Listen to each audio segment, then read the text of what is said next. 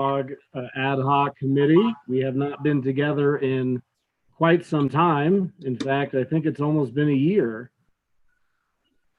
I think that we had, if I'm not mistaken, last year we had a series of unfortunate events, including snowstorms and what have you.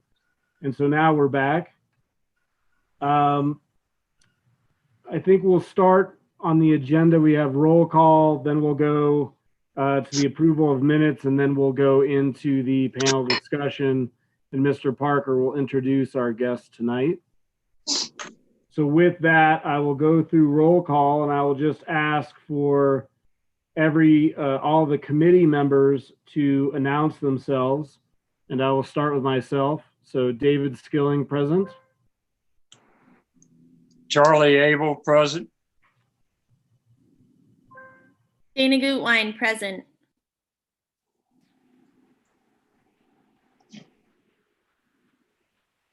Jacob LeBure, present.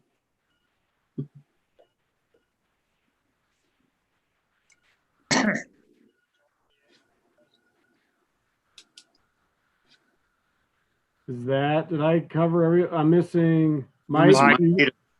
Oh, I'm sorry. I tried it. I guess I didn't unmute. Mike Beta, present. All right. Well, thank you all. So I think that's our entire committee. For folks that are watching, tonight, by virtue of this virtual meeting, we don't have live call-in for the public comment portion. What we've done instead, for the purposes of tonight's meeting, which is a largely informational meeting with the panelists will be providing some presentation, and then the committee members will have an opportunity to ask some questions. If there are public comments that come in, if you have questions or comments during the meeting, please email planning@lakewood.org. So again, that's planning@lakewood.org. And Laura will be monitoring that email address so that if there's questions throughout, we're going to make some time towards the end to ask those questions. So we'll come back to that. But if you could get your questions in, hopefully before, let's say 7:30 or so, and then we can, or 7:45, and we can get those questions hopefully asked and answered. With that, again, let me just remind again, planning@lakewood.org. On the agenda is the approval of minutes from July 9th, 2019. So again, this is us. It's been a little bit over a year since we were all together, but it will be the approval for minutes. So I will make a motion that the minutes from our meeting on July 9th, 2019 be approved. Second. So moved. Second. Okay, all in favor? Aye. Aye. Aye. Aye. Okay. All right, so that passes, and we will move on to the discussion for tonight. And this is our first foray into discussions about metro districts and special districts here in Lakewood, and any potential changes that we need to make as far as an ordinance to any of the existing rules. And we've invited several panelists tonight. I anticipate this to be part one, as far as the committee is concerned, and of course, subject to what the body decides. But tonight, I had assumed we have a limited time period with these panelists. They're each going to give a presentation, and we'll have a question and answer with them. And then we will need to have a follow-up meeting on this topic where we can actually distill some of these issues, have discussions amongst ourselves, have additional public comment, and then also ultimately make recommendations to the entire city council because really that's what we're here to do, is to sort through a lot of these weeds and then hopefully make some recommendations on some issues. I will point out that Mr. Hutchinson did present a thorough memo for us. I have thanked him for that in the past. I will do so again. It is a comprehensive look at the issues that are presented to us, and that is one roadmap that we can follow as far as issue spotting. What are a lot of the pertinent issues that we will be dealing with, and some of the things that we need to address, whether it's disclosures, debt limits, what have you. I think that that's a good place to at least follow along on the issues and what we're facing. I will also note that ahead of this meeting, Mr. Henderson, one of our panelists tonight, also did submit a memorandum that is a companion, or at least is his response to that staff memo. And that was something that was presented to all of council. And so this entire committee has that. Those are the two written documents that we have in front of us for tonight. But again, Mr. Hutchinson has laid out fairly thoroughly all of the issues.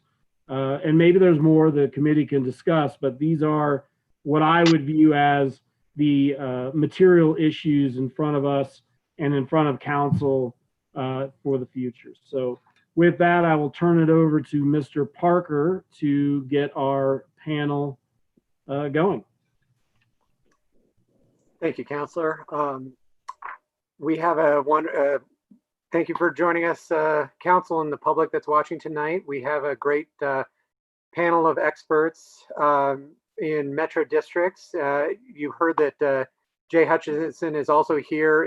He'll be available for questions at the end. But first we have, excuse me, 4 panelists who are going to join us, and I'll introduce them each as they do their presentation. And then once each of them has chatted, we'll have plenty of time for Q&A and discussion of the council. You do notice that on your agenda, there are 5 names. Denise Gammon was unable to join us tonight due to a last-minute family issue, but the other 4 panelists are with us, and we're going to start tonight with Megan Schroeder. Megan is the editor of the Denver Post opinion pages. She writes editorials for the newspaper that represent the opinion of the Denver Post editorial board, of which she is one of 6 members.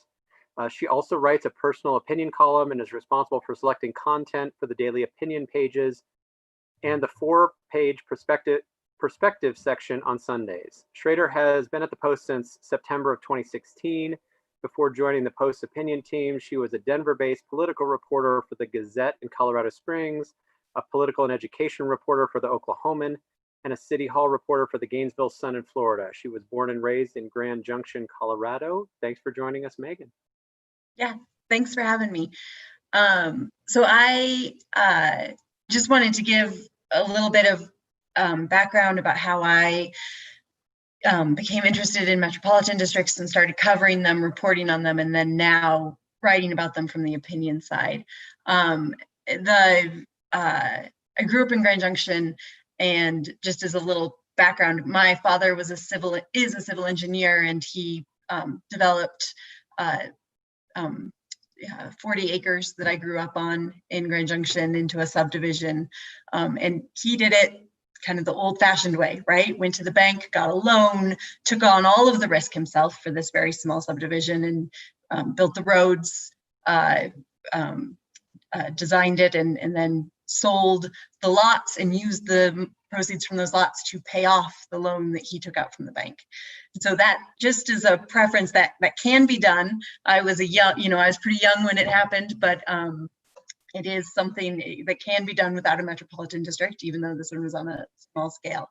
I started covering metropolitan districts. I always have been aware of their existence and really dove in deep with them with an investigation into the Gaylord Hotel project in Aurora, and their layering of different taxing districts, including a metropolitan district, raised alarms for me. And then from there, it just kind of cascaded to me finding them as a reporter and writing about them. And then on the opinion page, I wrote an opinion column that just tried to quantify the extent of the metropolitan districts, how often they're being used, how much money Coloradans are on the hook to repay over the next 30 years, 30 to 60 years, and kind of how that lingering debt is a risk to Coloradans. If there is a big housing bubble, it could turn south and be quite difficult to get out of that debt. So just to be clear, I am now on the opinion side of the Denver Post. I am completely separate from the newsroom, from the work that David Magoya did as a reporter in his investigation and what he found when covering metropolitan districts.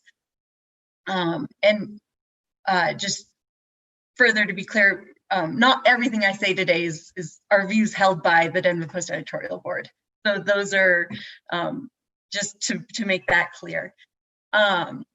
The board has called for 3 or 4 things specifically that we think could really help. After David Magoya's news articles came out, we called for things on a statewide level, disclosure of all metropolitan district taxes on MLS listings so that homeowners know immediately when they are looking at a house what that additional tax will be, similar to how HOA fees are disclosed. We called for an elimination of the ability to charge fees, transfer fees, or whatever else the district might call them. I think there was we thought that lacked a lot of transparency, being able to impose these fees. And then to eliminate the risk of self-dealing by having truly elected officials on these boards rather than representatives from the developer, so that there really is somebody who's accountable to taxpayers or future taxpayers, as would be the case as these positions develop.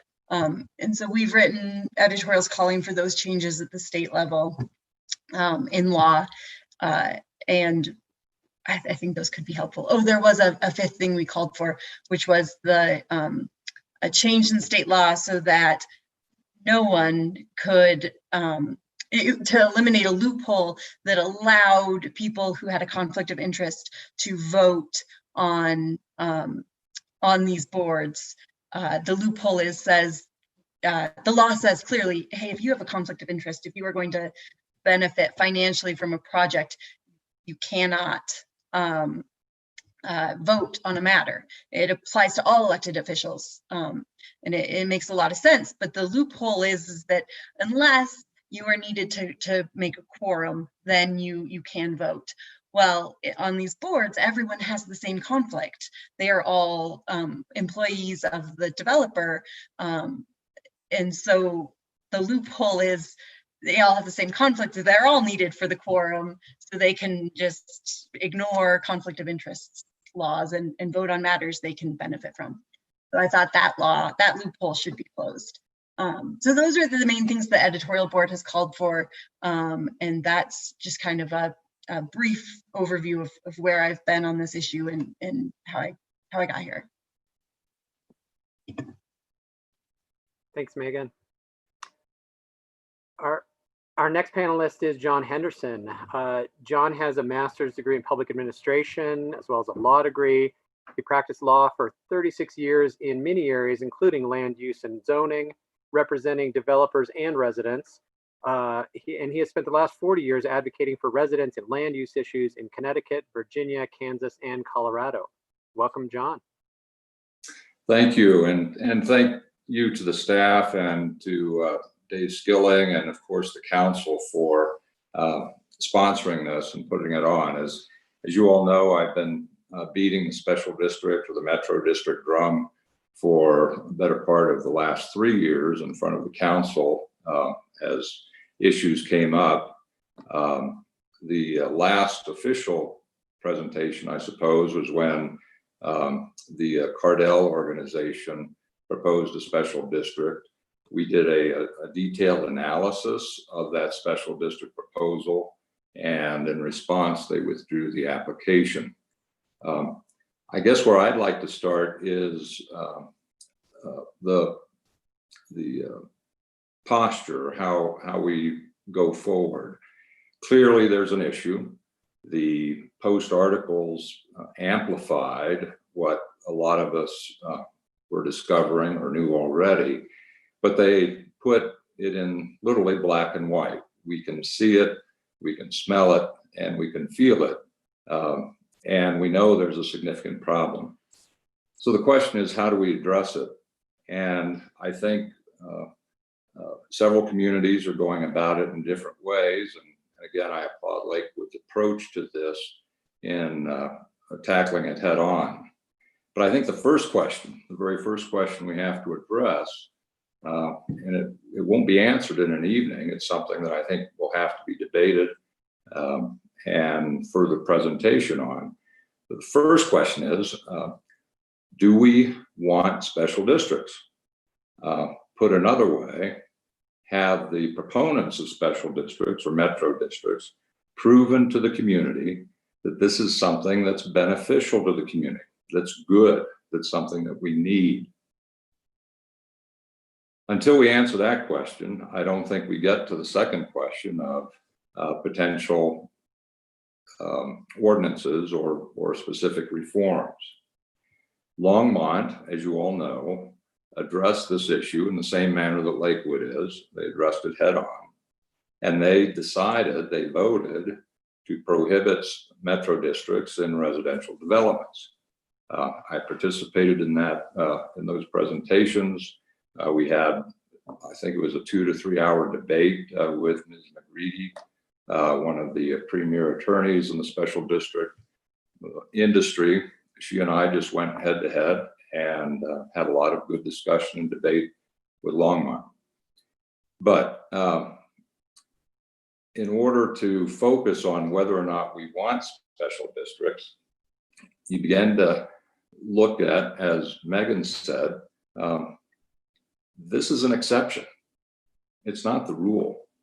The rule throughout the country, and I've lived, as you could tell, in many different jurisdictions, owned many houses, built on 80 acres in Kansas, trenched for the water, put in the sewer. I was my own developer, so I know the mechanics of it. So the first question is, why are we making this exception? The traditional way of funding infrastructure is to include that cost in the cost of the lot.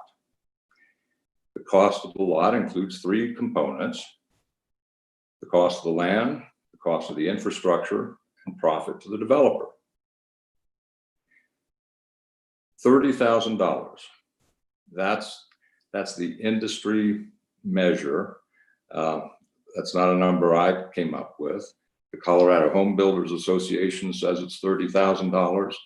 The SDA, the Special District Association, says it's $30,000. $30,000 is on average how much it costs per lot to put in the infrastructure. And all of this metro district legislation, the attorneys, the accountants, the managers, millions and millions and millions of dollars being spent to support metro districts is all about how do we pay for that $30,000. We know from the articles and from our own experiences that metro districts are the least efficient and most expensive way to do this. Not only economically is it bad, but from a, I'll say, political or local government perspective, it's bad. Because the way these metro districts operate, the vote of the residents that's guaranteed in the Colorado Constitution through Tabor, the right of the residents to vote on future debt, taxes, future bond debt, That's the very first thing they do, is they eliminate that, they being the developer, eliminates that in the ballot issue. And we can get into more detail as to the documents that you all would need to look at if we go forward with an ordinance. But in eliminating that right to vote, we're basically saying, you know, in order to make it more convenient and less risky for the developer and provide an income stream to them that is unchecked. I mean, it is unchecked. It's more convenient. It's more productive for the industry.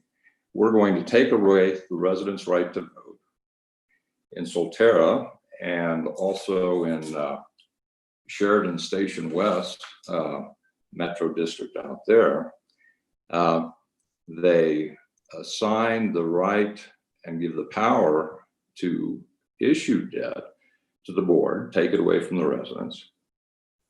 And in our case, in Solterra, for 11 years, they canceled the public elections because they said nobody wanted to run.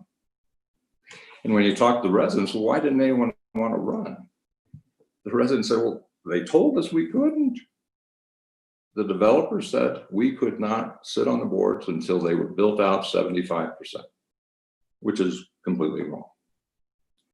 So we have a history with these metro districts that shows clear and terrible abuse, not only financially, but also politically, and the integrity of the local government is completely compromised. So the first question is, why do we need these? And I would suggest the way to do this is to put the burden where it lies, and that is with the development community, and say, okay, listen, let's start with a blank piece of paper. Blank piece of paper.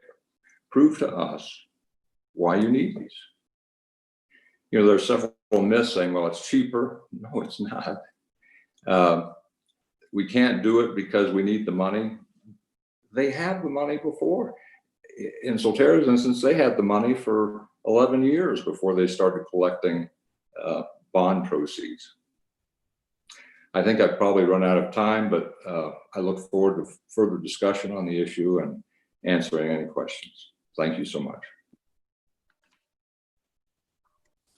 Thank you, sir. Our next presenter is Tom George. Tom is a partner in the law firm of Spencer and Fain, where he counsels municipal and local government entities throughout the state of Colorado in all aspects of formation, operation, and dissolution.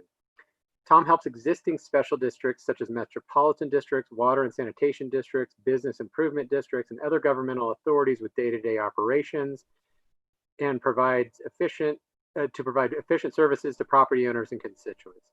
Tom also counsels developers in the creation of taxing districts to allow the utilization of tax revenue and municipal debt to finance public improvements and to provide services to support residential, commercial, and mixed-use developments. Welcome, Tom. Thank you, Travis, and thank you, members of the council, for inviting me here tonight. Also, my fellow panelists, good to see some of you again. Haven't seen you since we were on a panel last time, Megan, I think. As Travis said, my name is Tom George. I'm an attorney at Spencer Fain. We have a special districts group of about 15 of us from attorneys and paralegals and support staff that almost exclusively represent local governmental entities. And our firm and our group represent, and me included, the whole smattering of them across Colorado, from metro districts to water and sanitation districts to intergovernmental authorities that provide services and other types that there are across the state. We've organized them, represented them, even dissolved some of them, consolidated some of them, represent them as general counsel or special counsel. We've also done some work from time to time with municipalities in a special counsel role or counties to advise on special district issues and financial issues and kind of anything that touches their concerns. That full sort of smattering of legal parameters that apply to special districts in Colorado statute. I do want to say here at the outset, just for full disclosure, that if I look familiar, you may have seen me in front of you over the past couple of years on behalf of Cardell the Indigo at Red Rocks Metropolitan District. We do represent Cardell. We were there. We likely will be in front of you again as they propose that district. I just want to say that at the outset, so you're aware of that. I'm certainly not representing them here tonight, and I'm not advocating one way or another for that client or any other clients. I'm here on my own tonight to provide input and my perspective on things and hopefully answer any questions that you might have. I do think what you're doing is a good process and it's important. I think that the jurisdictions across the state have taken different approaches, and it's what I like about local government is it allows us in this state in localities to take the approach that fits for you and your community. So some, special districts and metro districts have been around for a long time. I mean, more than 40 years. They've been more prevalent in some parts of the state than others, in some parts of our metro area than others. But there's a long history of it. And different counties and different municipalities have had different parameters in place or no parameters in place of their own choosing for a long time. So not that you're late to that party or anything, because everyone is always taking a look at it. As you know, councils turn over and boards turn over too. So and development changes and your constituents do too. So I think it's good that you're looking at it. I'm happy to be part of it tonight. I hope I can provide some useful or valuable input. I'm happy to answer any questions you might have. And I will say too, just because I always like to say it, I think the way Megan does. I'm a West Sloper myself originally. I grew up in Rifle, but I've been here in the metro area since after law school. Live in Jefferson County myself, out in unincorporated Jefferson County. And we love it here where I'm raising my 2 kids and live with my wife. So not in Solterra, south of you, John, but out in Jeffco nonetheless. So thanks for having me.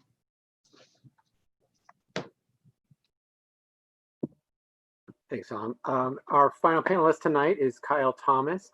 Kyle joined DA Davidson's Denver office in 2019 after previous work with George Baum and Company, and has been involved in more than $1 billion worth of tax-exempt financings. He is a senior vice president of the Special District Group at DA Davidson, which as a group has been underwriter of more than $7.5 billion in Colorado Special District debt over the last 10 years. Kyle has participated in transaction execution and quantitative structuring of both tax-exempt and taxable debt financings for Colorado special districts and local governments, with a particular focus on Colorado metro districts, having served as investment banker to more than 50 districts. Kyle holds an MBA and an MSM from Indiana University Kelley School of Business and a bachelor's degree in mechanical engineering from Purdue, and is holder of multiple U.S. patents. He's registered municipal advisor and holds Series 50, 52, and 63 licenses. Welcome, Kyle. Hi, thank you. Thanks, Council,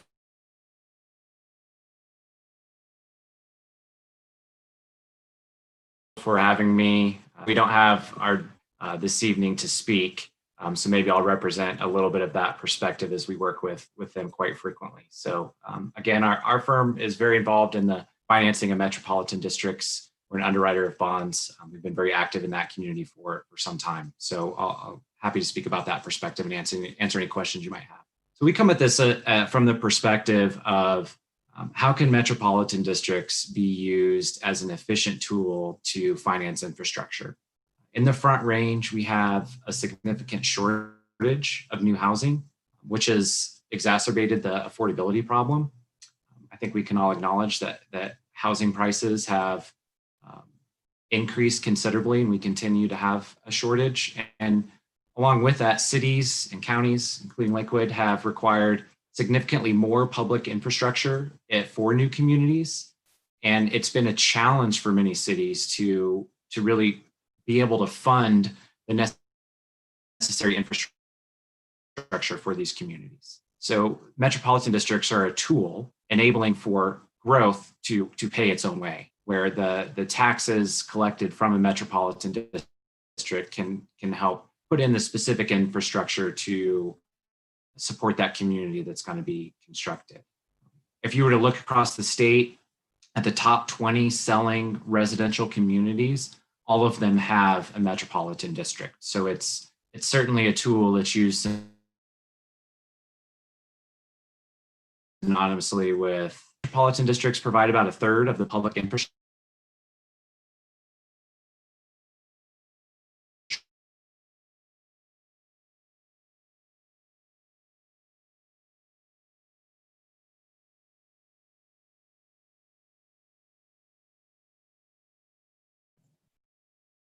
Kyle, are you there?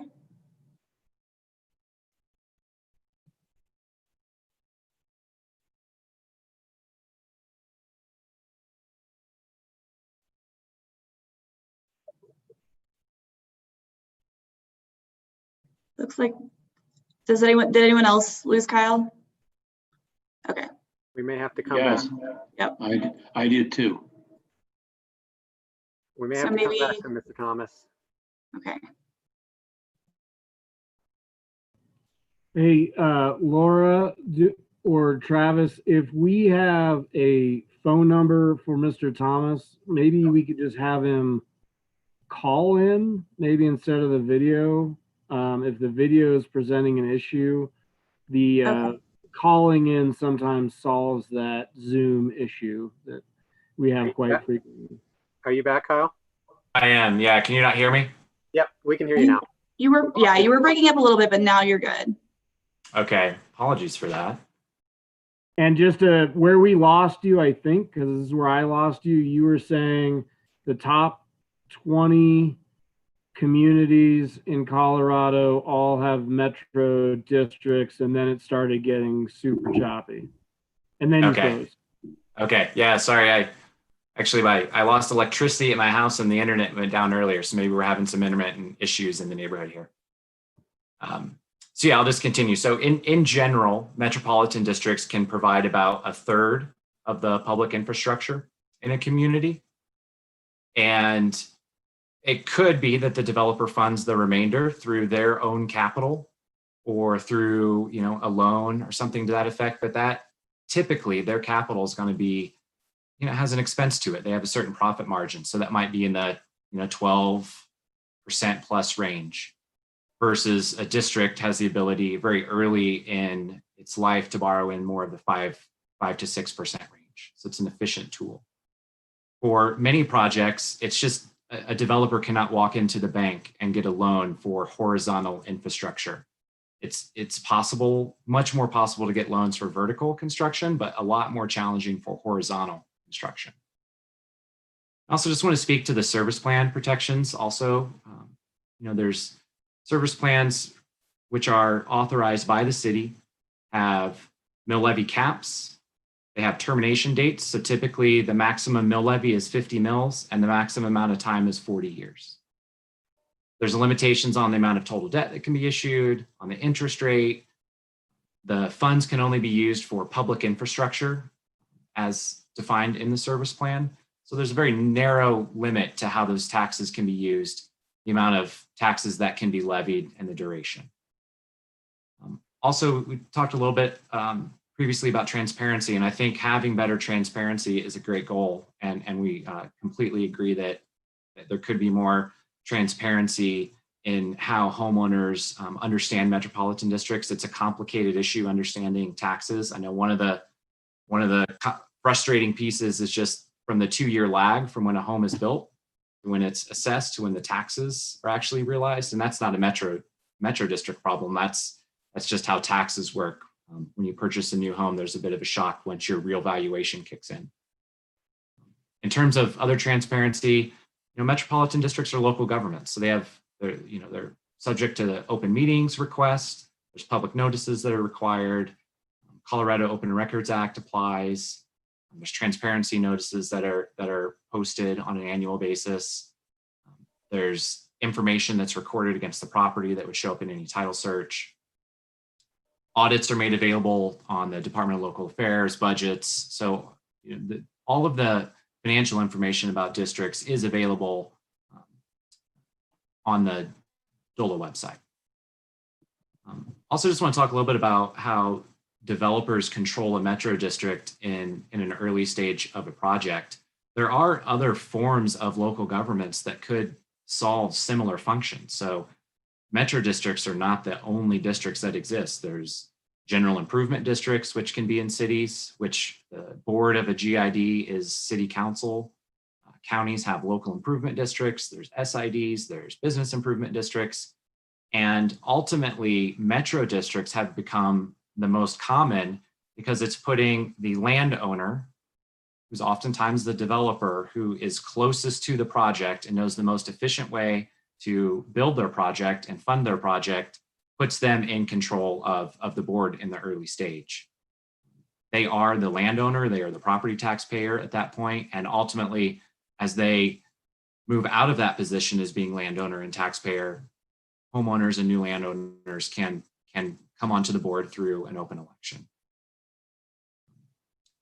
The other piece we want to talk to is just about the types of financing mechanisms that are used. When you have a variety of, each district is different in terms of what types of houses are going to be built, how fast they're going to be built, different price points, that the flexibility that metro districts provide, where you have 50 mils for 40 years or whatever those numbers might be, they provide the ability to come up with whatever financing tool meets the goal of that developer most efficiently. So you see a variety of financing structures, whether it's senior bonds or subordinate bonds or bank loans or cash flow bonds, and it's all meant to provide the most efficient financing structure that builds the most infrastructure as possible. So it's really about how each district accomplishes its goals and priorities in the most efficient means.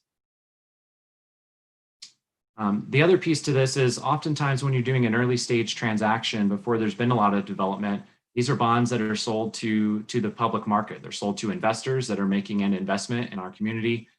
They are sophisticated investors that are typically purchasing in very large denominations.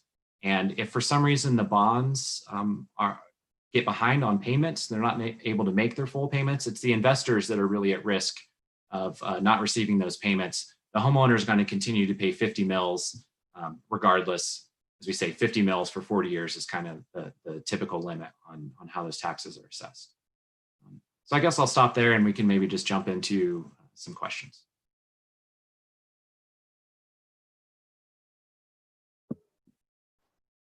I'll turn it over to the chairman at this point where I think the presentations are done. Thank you, Travis. Thank you to all of you for giving those introductory remarks. We had received, prior to tonight's meeting, Councilor Abel had submitted some questions, and I think those were forwarded to each of the panel members, or at least those, I believe those questions were forwarded. Mr. Parker, you can confirm or deny that.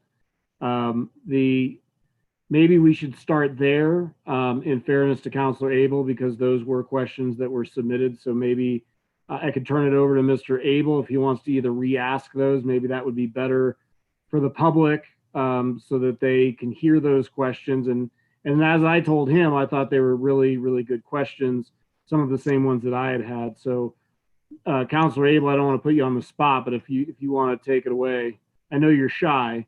But if you would indulge us and go ahead, I'll give it to you. Okay, I will try to recall them. The first one, I believe, the largest concern is how do we ensure that metro districts follow the rules? DOLA has no real teeth. The Solterra districts, Fossil Ridge, for instance, for the first 3 or 4 years of their existence, and maybe to this day, didn't comply with the court order that created them. They failed to file their service plans and their financial statements with either the city or DOLA. How do we ensure that that occurs? How do we, speaking of service plans, how do we word our legislation so that changes to service plans have to come back to the city council? Once we authorize something, it seems that they can just take off and change that service plan in any way they want, as long as it's not, quote, significant change. Significant is not a word that is easily defined. So let's go with that one. How do we assure that service plans and financial reports stay true to what was approved by the municipality? And how do we ensure that all the conditions of formation are followed? Looks like John would respond. Thank you. Charlie, that's a great question. Of course, I'd still like to start the discussion with, do we need them at all? But if we do get to the point of talking about an ordinance, I think that's one of the first things that the city needs to do, one of the themes they need to establish in the ordinance. And mechanically, the state legislation provides you with a wonderful opportunity to do that. When you approve or when you receive an application and consider it, you can conditionally approve that application. And there's no limit on that time period. And what I proposed in my materials was that you conditionally approve every application. That is to say, you don't approve any application unless it's conditional. And conditional until it's 100% resident run. That is, you've got 100% of the board are residents, and none of them are employees, principals, or agents of the developer.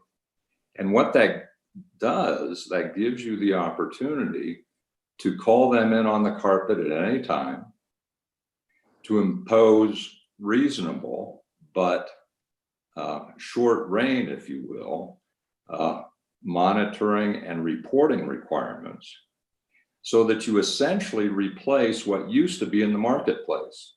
When Megan's dad was building, he had a loan officer looking over his shoulder in order to make sure that he was spending the money on the development and not a European vacation. Right now, there is absolutely no check and balance on developers and how they spend their money and where the income comes and what they do with it. And our efforts to try to get Brookfield to make those disclosures in the course of our work the last 3 years have been completely fruitless, stonewalled, completely stonewalled. They won't tell us. So mechanically, you make every approval conditional, and you have conditions written into the ordinance that provide for monthly, if not weekly, reporting about how they're spending the money, what they're doing. And if they don't comply, you can call them in and say, it's terminated. It was conditional. You didn't comply. You didn't earn it. It's gone. Looks like Tom would also like to comment. Yeah, I just would like to respond to that. I think, well, I think the intent behind Mr. Henderson's suggestions valid. It just would never work. A conditional approval legally is not tenable. You know, it's a multi-step process to form a district. First is the service plan comes to you, and the city council has to approve that service plan. It then goes to the court. You file a petition with the district court, who calls the election on the question of organization. The voters vote. And then you have a valid election. And under our statute, our state constitution, elections cannot be challenged after a certain period of time, and for good reason, because including your elections, you know, all of our government elections. And then you're asking a developer potentially to go out to the bond market. So the notion that you could have some condition on that approval that could instantly revoke the election, revoke the court approval and decree, and potentially undo a bond transaction would not work and would make it impossible for the district to function. So I just don't see that as tenable. I also kind of see it as unnecessary. I think that the more reasonable approach is, what you want to do is be clear as much as you can in service plans, in the language of what the requirements are.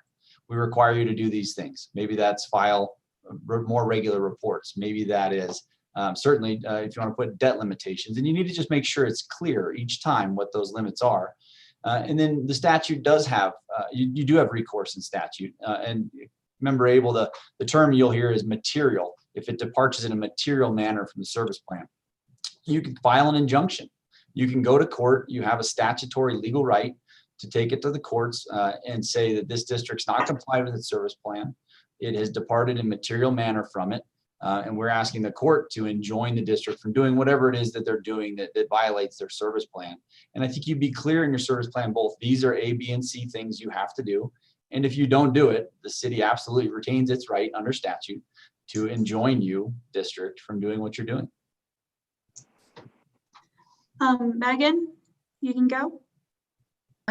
So I would just say the service plans are full of loopholes. And if, no matter how tight, I worry that no matter how tight a city tries to write their service plan to prevent some of the concerns that we all have, it'll be, that these people who had these districts will find ways around it. I had someone refer to it as whack-a-mole, right? You tamp down one issue and another one will pop up. It's similar to tax law, right? You think you've stopped an abuse of the tax law, and then all of a sudden they found another clever way around it. So I would argue that the best way to ensure that these districts are using their money for the in proper ways, that they are not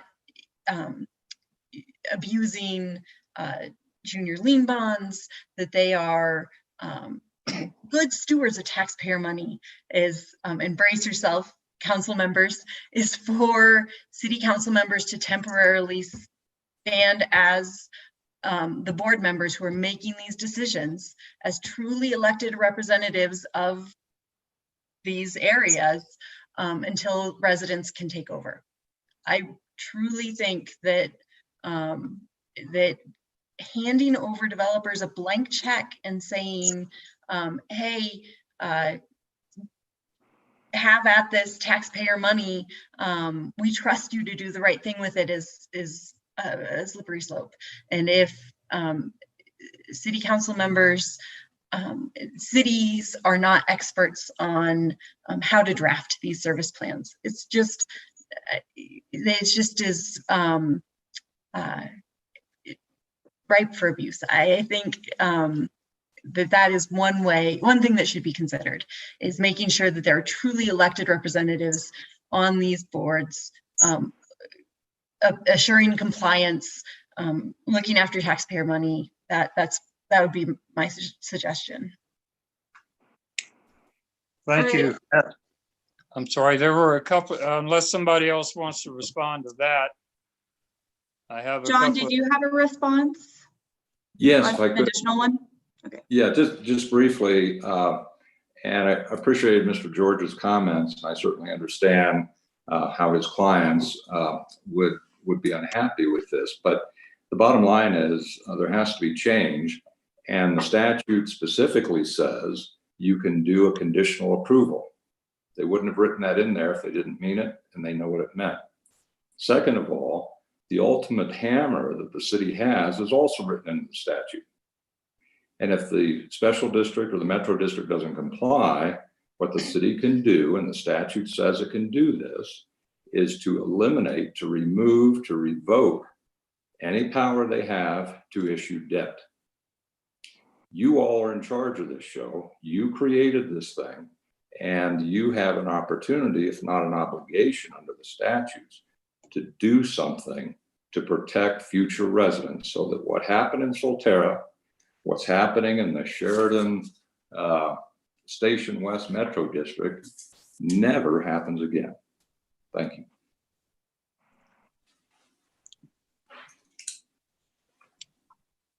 It looks like Mike Beta and Charlie Abel both have their hand raised. I'm not sure. Okay, Does he have another question? David called on me because I had 4 Yeah, questions. okay.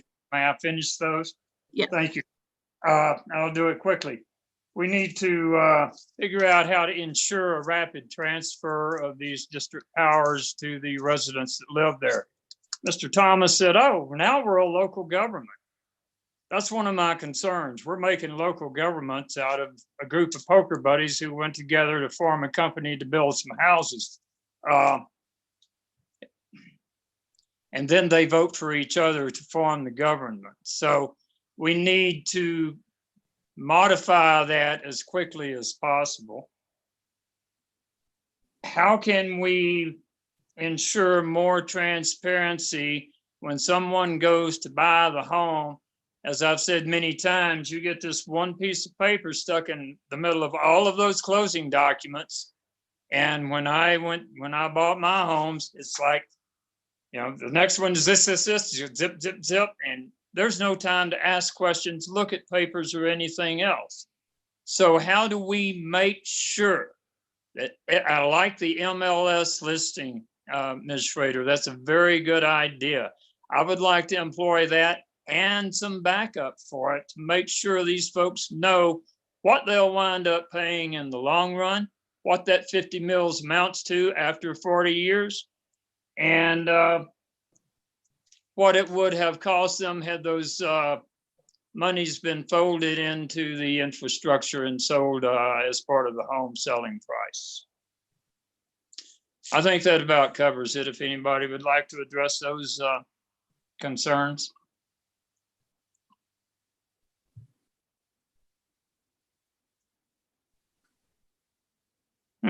I think we had Mr. Thomas was mentioned specifically, so maybe we will let him go first. Yeah, so in terms of homeowners having better notification about purchasing into a metro district, I think that's a great idea. I think there's some good concepts, whether it's using MLS or whether it's any model home that's in a metropolitan district just has an informational piece. I know there's some there could be some other tools used to educate homeowners on what that means and what the tax impact could be. I think just for a lot of homeowners, they don't understand how to calculate their taxes.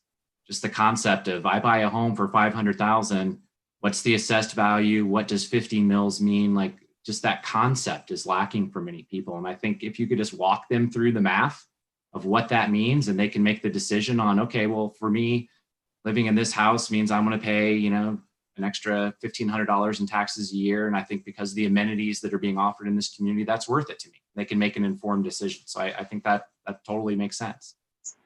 In terms of the board members, there's many districts. If you look across special districts in the state, there's lots of districts that only have 3 board members. It's oftentimes challenging to find people who want to be on a board. It is a public service being on a local government board, whether it's a metro district or water and sanitation district or a fire district.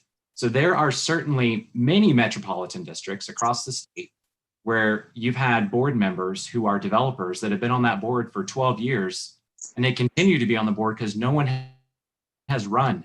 Now, in other districts, homeowners are trying to get on the board as soon as there's an election. There's an election every 2 years. Each board member, when they are elected, they have a 4-year term. When that term is up, any qualified property owner or resident of the district can run for that board position. So,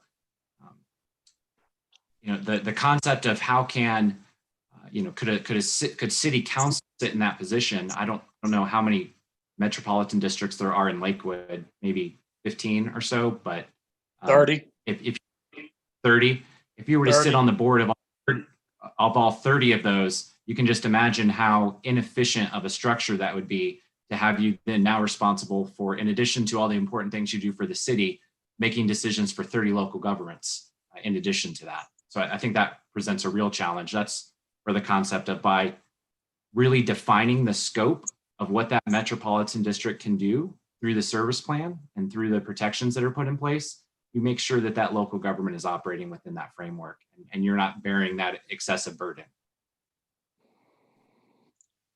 John, do you have a comment? Yes, thank you.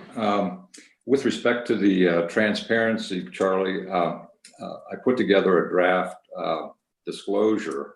You can disclose in literally half a page or less the financial information that a homeowner would appreciate knowing when they go to a special district. And in raising this issue, and I know the state's legislature is looking at a proposal that the industry has put out there, but in discussing this issue with some of the industry lobbyists, the response oftentimes is, well, we really need to go into a lot of detail and explain to them how mill levies work. No, you don't. You just need to tell them how much they're going to pay each year for their taxes and how much or how long they're going to be paying that. And all this, and they say, well, all this information is hard to find. And, well, yeah, it took me 3 months and I'm an attorney. All the information is there. It's in the ballot issue. In the ballot issue, the voters, the 8 employees of the developer, voted to establish a debt finance limit for the residents of $4.9 billion. That's not in the service plan, but it is in the ballot issue. And if they put it in the ballot issue, and if this was something was voted on and was presented to a court, then why isn't it presented to future homeowners? Likewise, information in the service plan is there. It takes a while to figure out what the service plan is and where to find it and what it means. You can put those numbers in the disclosure just as easily. So there's a short laundry list of financial information that every potential home buyer should have access to. And I suggest there are three points, 3 contact points. When they first walk into the sales office or have that first, meeting with the salesperson, and they sign an acknowledgement. Yes, I got this. And, with all the other papers they keep track of for potential customers, they keep that piece of paper too. The second point is when they first make the offer, you disclose it to them again. And then the final point is at the closing, which, as we all know, nobody's reading much of anything there. You've got the keys, you can't wait to get into the house and start decorating. With respect to the local government, I appreciate what Mr. Thomas is saying, and that's the way maybe it ought to work, and it all sounds very good, but we've lived it. We know how it really works. And we had people who went to nomination or went to meetings when the developer was deciding who they were going to appoint to the board. We had residents turned away by the developer's employees saying, we've already decided who the board's going to be. They didn't say they could run for an election. They didn't advertise that. The elections, the cancellation of the elections were published in the hub, and nobody knew what that was about, with all due respect to the Post. And as I said before, folks were counseled for 11 years that they couldn't serve on the board until it was billed out 75%. So you have a complete disconnect between the principles and the theory that are set forth in the statutes and what actually happens. And we saw kind of the ugly side of that in this last election cycle. A lot of folks were now aware that they could run for the board because of the Post articles. They knew the process and they started to do it. There were instances where the developers were funding campaigns for their employees or favored clients, $20,000 for special district or metro district campaign. And they were doing other things to suppress the vote and try to discourage citizens from participating. And then what happens when those citizens get on the board? And this is an institutional problem for citizens and residents in these special districts. They need legal counsel. They need attorneys. They need accountants. They need engineers who are going to be loyal to them, not the developer. And that is almost impossible. I have talked to attorneys, tried to get attorneys to get involved in this on behalf of residents as opposed to the developer, and it's very, very, very difficult to find. So they're not only fighting to balance the inequities that they started with, but they don't have the professional help to do it with. And it's gonna happen, but it's taking some time. And that's why it's so important that the city stand in for the residents, protect the residents, the future residents, and provide that oversight. I've worked with developers for many years. I've worked with residents, and the development community will rise to the occasion. If you set a higher bar, they'll meet it because they're going to do business. They just need to know what it is. And just like with the 200 effort, we have to say very firmly to the development community, we're in charge. The city, the residents, the representatives of the residents are in charge of making policy for land use development. And this is the first start.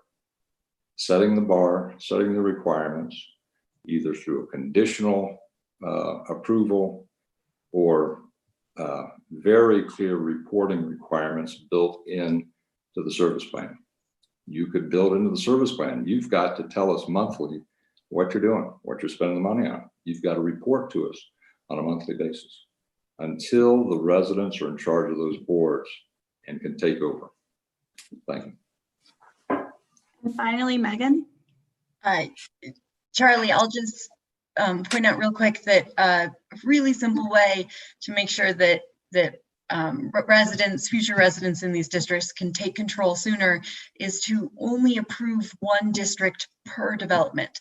So one of the ways that developers are able to carry out control of the finances of these districts for years is by getting approval of multiple districts on the same project and then funneling the taxpayer money from one district to the others as they progress. So the money is always going to a district where the developer has control instead of the districts where the residents have control. And I think that if you just limit it to one district and say, you know, developer, you have to work within this single district, that would really clear things up for residents.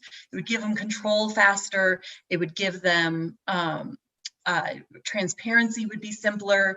I just think that is one simple thing you can do is say, we are only giving you one district per project, regardless of how massive your project is. Thank you. Thank you all. That's it, Megan.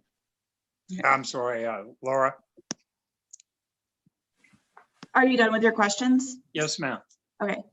It looks like Councilor Bita has a question. Yes, thank you, Laura. Excuse me.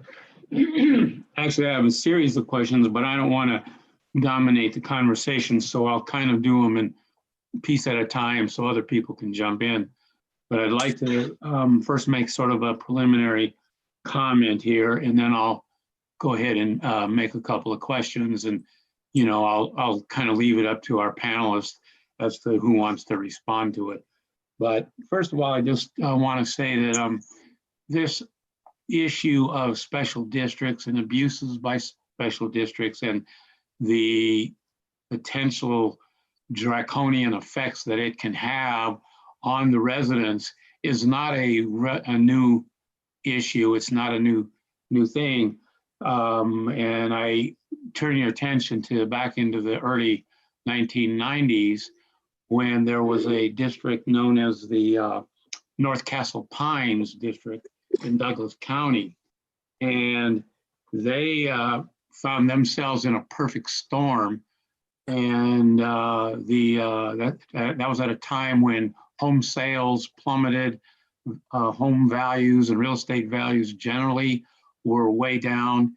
And yet the bondholders of the district were expecting to receive their payments, and the district didn't have the funds to do it.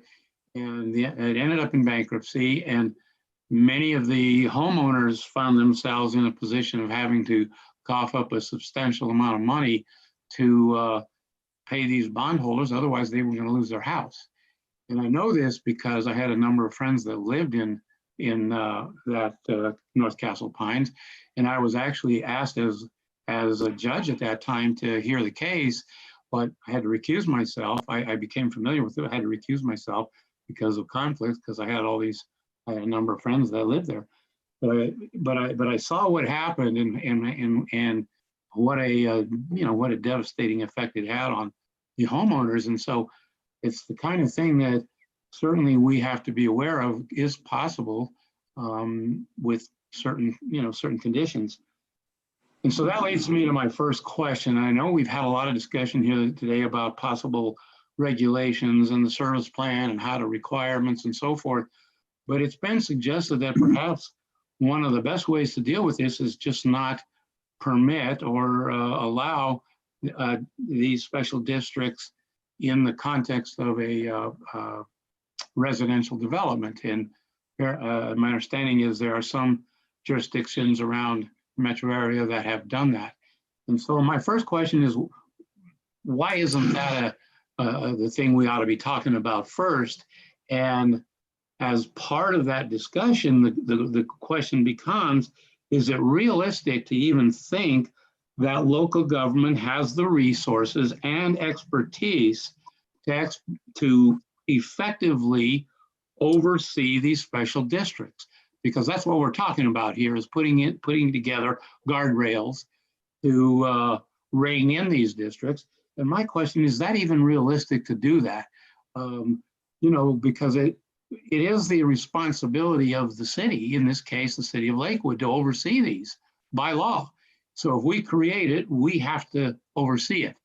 And my question is it even realistic to think that we're going to be able to do that? We would have to create another layer of bureaucracy within the city. And if you're going to oversee this, that's going to take some expertise. We're going to have some accounting and some legal who know exactly what goes on with these districts, who are experts in the field. And because these can get very complicated, the business plan of these districts can be complicated. And is it really realistic to expect a city like Lakewood, even the size of Lakewood, to undertake that kind of responsibility and that kind of oversight? And do we really want to undertake that kind of oversight by creating another layer of bureaucracy? And who's going to pay for it? And I note that the state, which to me would be the logical place for this kind of oversight, has punted. They don't want anything to do with it because it is complicated and it is going to be expensive. They've punted it and kicked it down to us. And I'm thinking, why should we do that? And I guess that's my first question to the panelists.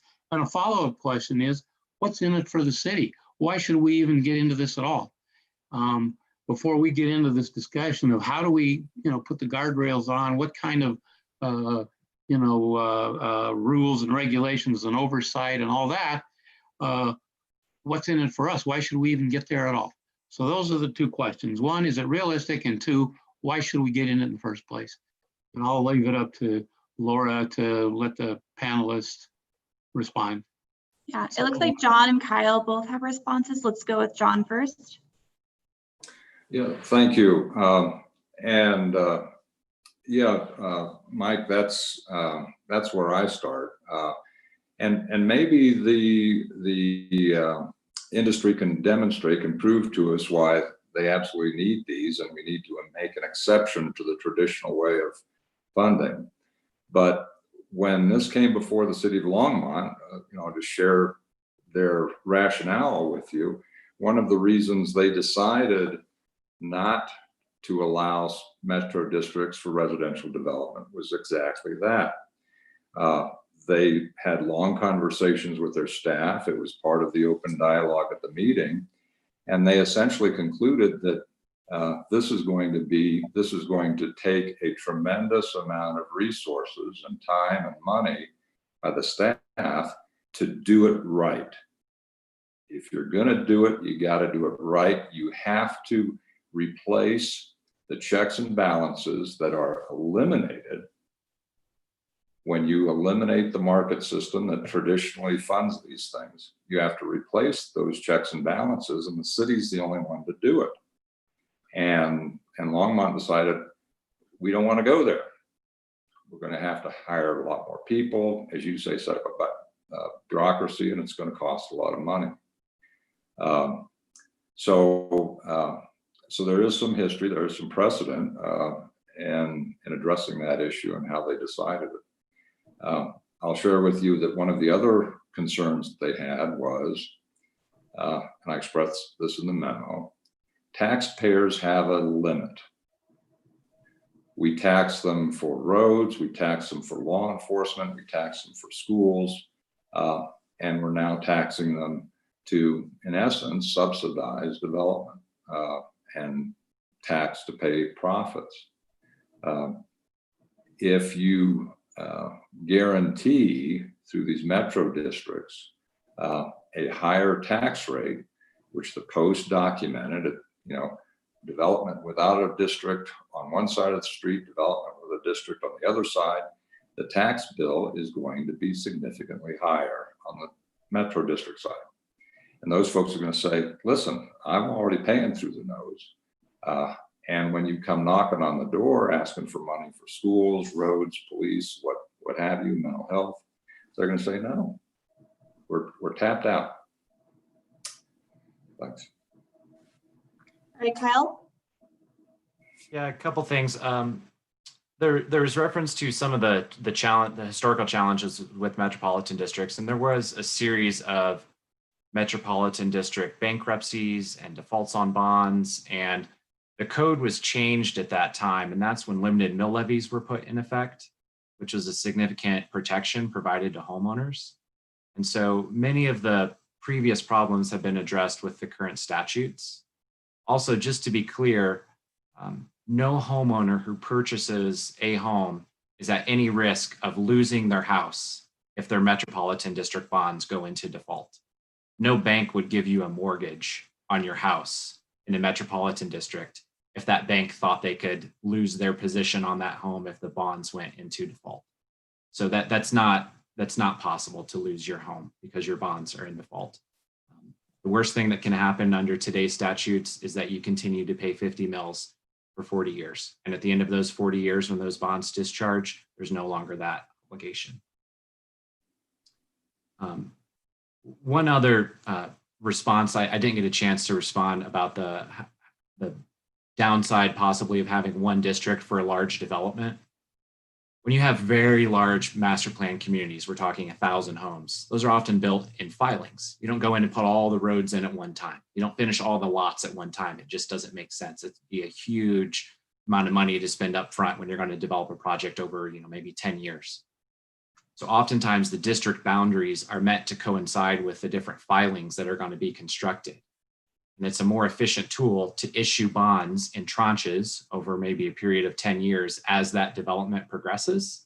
So as opposed to doing one large bond issue up front for homes that might not be built for 10 years, by having multiple districts, you can phase those bond issues so that you're generating the most amount of money with each one of those to build the most infrastructure as possible. It's just a more efficient tool. The other piece is just answering why do we need them? And I spoke about this at the beginning. It's such a common tool used across Colorado that for many projects, and we work with developers and home builders all the time, when they're looking at acquiring a piece of land, they will often say, hey, we want to know what the bond capacity might be, because this might make the difference between us purchasing this land and delivering this project or not. So there's projects that just would not happen in the absence of bond funding, because you could say, well, just take how much money you're losing from the bonds and add it to the price of the home.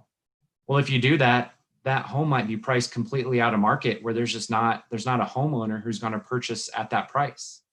But a homeowner might be willing to purchase at a lower price and they're okay paying the extra taxes on an annual basis. So it's not just as easy of a solution to say, well, let's just make the house a little bit more expensive, because that just might not work. And there will be projects where the developer will say, well, if I cannot use the metropolitan district as a tool to help build the infrastructure that I need to put into this project, I'm not going to do the project. All right, it looks like Tom has his hand raised.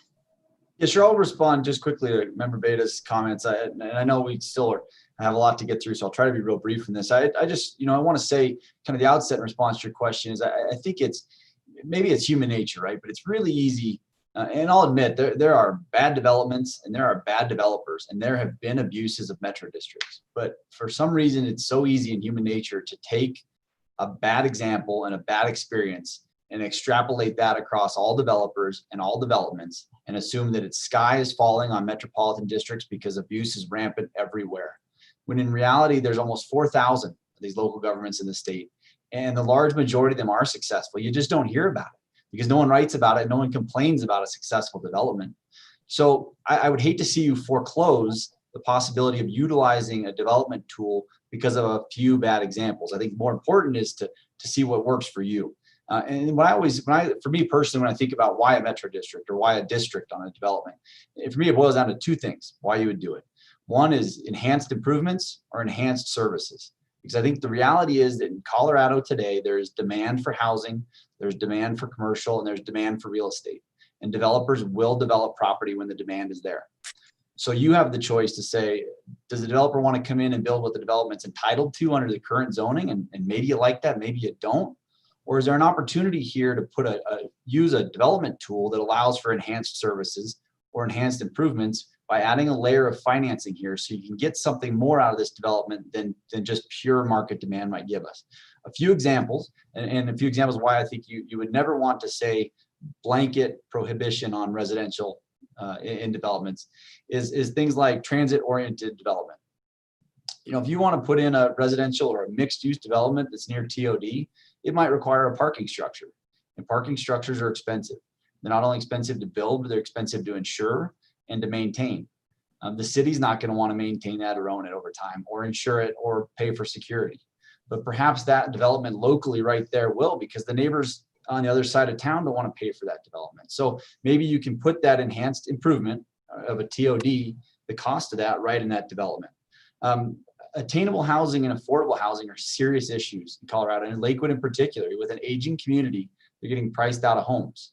So if you have a developer that can come in and you allow that developer to use a tool such as a metro district, that then can be built into their pro forma.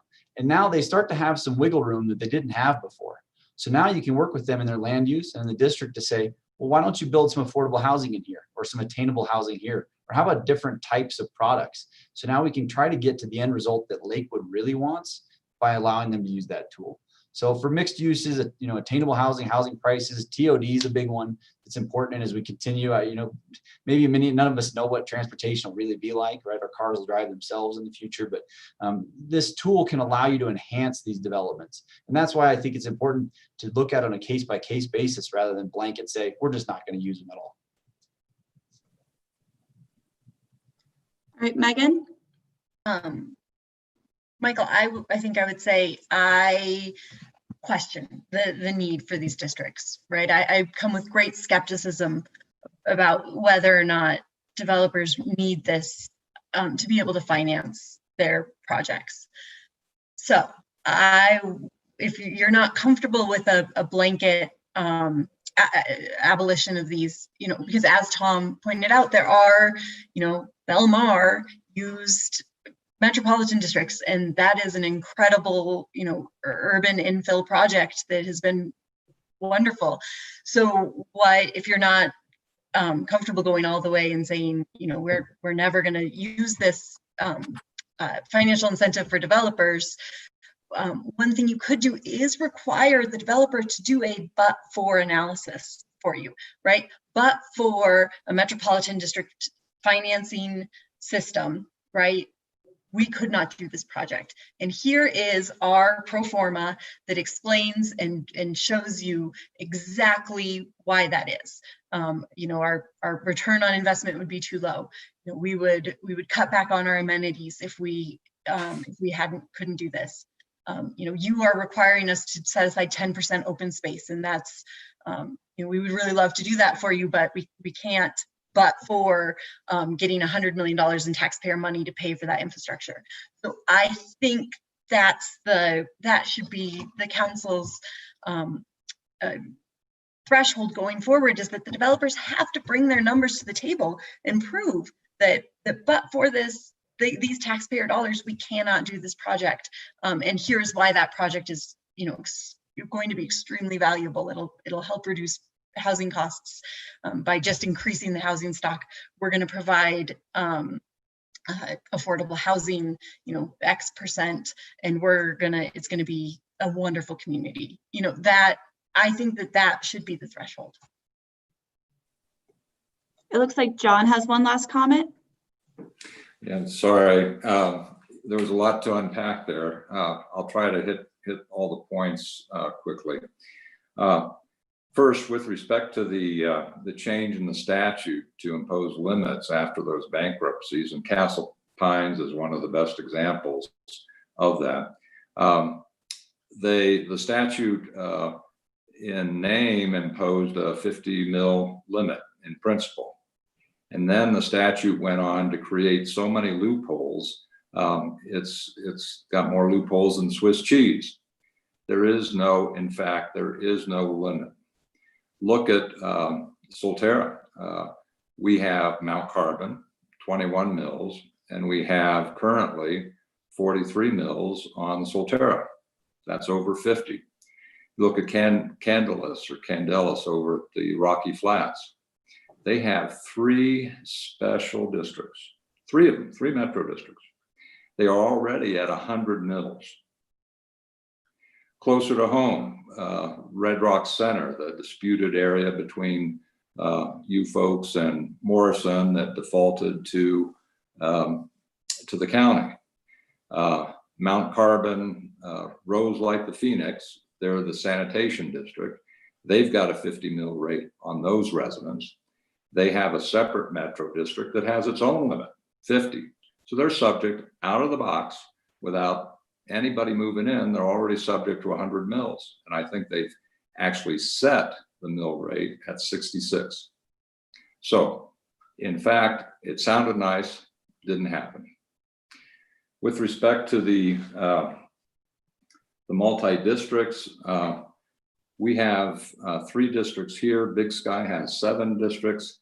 It was a cute little maneuver presented by the attorneys, with all due respect, to manage the control through what they called the lead district or the master district.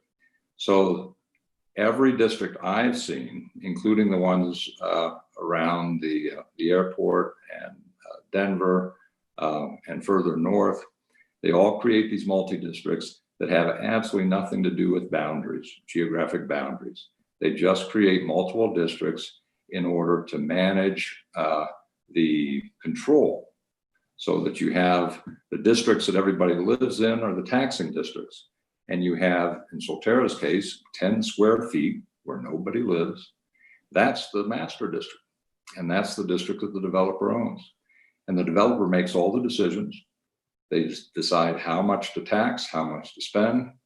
And those other 2 districts, and in Big Sky's instance, the other 6 districts where the residents actually live, their job is simply to write a check. So it really doesn't work that way. With respect to the bonds and the financing, the bond companies that represented here in this meeting, they're making a lot of money, and that money is guaranteed with taxes. And to say the homes aren't at risk, I think is misleading. If the district is obligated to pay that 50 mils, if they don't pay that 50 mils, there's going to be a lawsuit. And the reason the bond companies love these and the reason the investors love them is because they're guaranteed with properties, with homes, and people are going to do everything they can to avoid losing that home. So it's a really good risk. And if they can't pay it, ultimately, the collateral is the home. And I've heard a couple of times that this is a common tool. When I first started beating the drum here in Solterra, the attorney for the developer-oriented board said, literally, it's just the name of the game. It's just the way things are done here. You just have to get used to that. That's not a good answer. That's not a good answer for why you take away the vote of the residents on future debt. That's not a good answer for why they're paying, in our case, $2 million a year for the next 40 years. And Brookfield wants another 30 million, twice what we are already paying. We need changes. There are ways to do this. We raise the bar. We get everyone to work together, but we need changes. Affordable housing, you know, that was presented to the Longmont folks. It's a red herring. Folks, you know how affordable housing works. The only way it works is through subsidies. The developers are not going to give away the lots. They're not going to subsidize the houses. They're there to make the profit. The only way you're going to get affordable housing is through government subsidies. And this doesn't do it.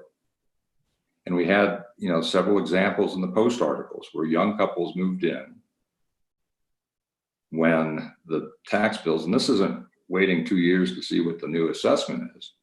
This is the special district tax bill that's a result of passing bonds and bond debt. That's not wait until you get your next tax statement in another year or two. They couldn't pay the taxes. So you get affordable housing, like I'm sure the folks who were looking at the Sheridan Station West Metro thought, well, maybe this is going to be affordable housing. The debt there is already more than the debt we have here in Solterra. It's already there.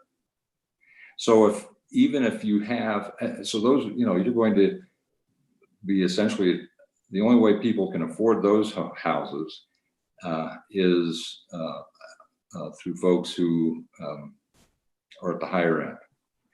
And even if you do get folks who are lower income or moderate income, when they get hit with that tax bill, they're going to have to leave. So it sounds nice, it sounds flowery, it's really kind of a sexy things to say. This is going to help affordable housing. But when you peel away the leaves of the onion, the only way you can do that is with subsidies. And this is not creating subsidies. It's creating a higher tax burden. Then finally on the Balmar, I've talked to a couple of the commercial residents there, and they're not happy.